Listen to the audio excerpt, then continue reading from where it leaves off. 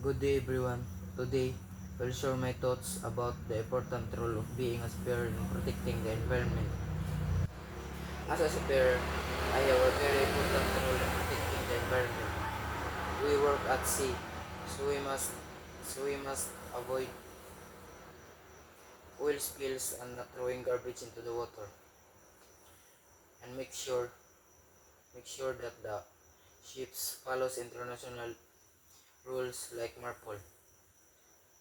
By doing this, we protect marine life, keep the oceans clean, and avoid pollutions.